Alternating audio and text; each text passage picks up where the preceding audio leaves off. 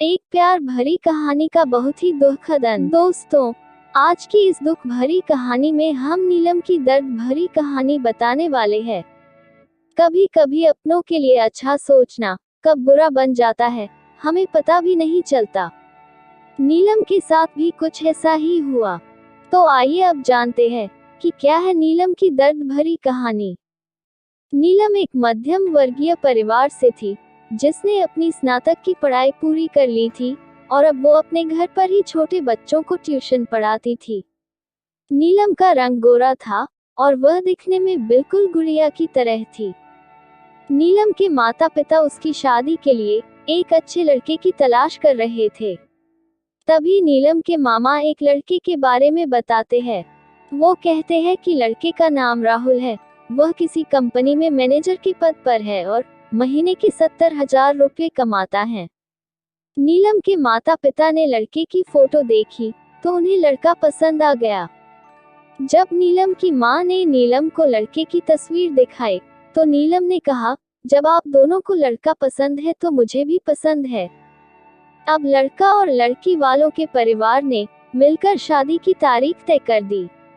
नीलम के माता पिता बहुत खुश थे कि उनकी बेटी की शादी एक अच्छे घर में हो रही है।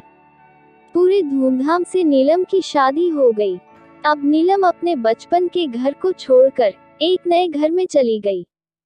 कुछ दिन तो नीलम को अपने माता पिता और अपने घर की बहुत याद आई। नीलम की शादी को अब महीने बीत गए थे। अब उसके पति राहुल पहले जैसा व्यवहार नीलम के साथ नहीं करता था। नीलम से वो चिड़ा सा रहता था। राहुल अब न पहले जैसा नीलम को प्यार करता और न ही उसकी बातों को मानता। नीलम को समझ नहीं आ रहा था कि वो क्या करे। वो बस रोकर अपने दर्द को कम करने की कोशिश करती। एक दिन नीलम को पता चला कि राहुल सिगरेट पीने के बहाने छत पे जाता है और किसी लड़की से बातें करता है। जब नीलम ने राहुल से पूछा कि आप रोजाना छत पे जाकर किससे बात करते हैं, तो इस पे राहुल ने जवाब दिया कि वो मेरे ऑफिस का फ्रेंड है, बस उसी से बातें करता हूँ और तुम अपने काम से मतलब रखो, ज्यादा सीआईडी बनने की जरूरत नहीं है।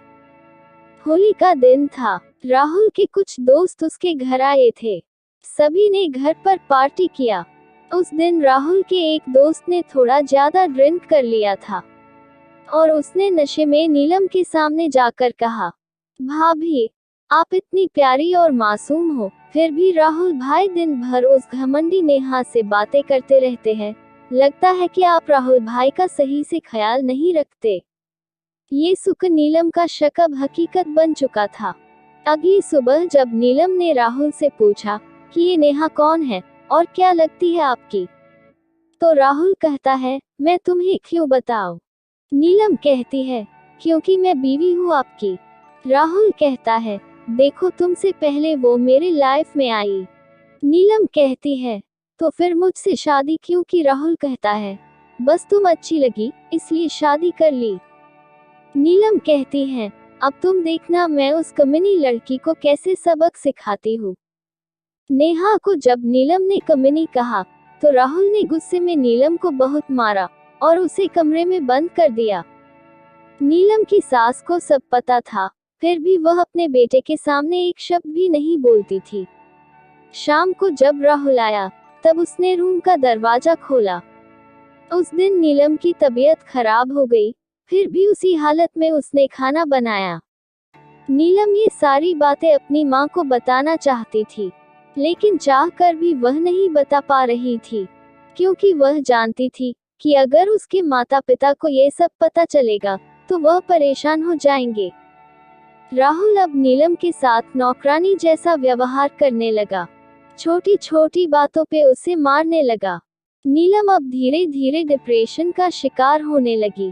उसके दिमाग में गलत गलत ख्याल आने लगे।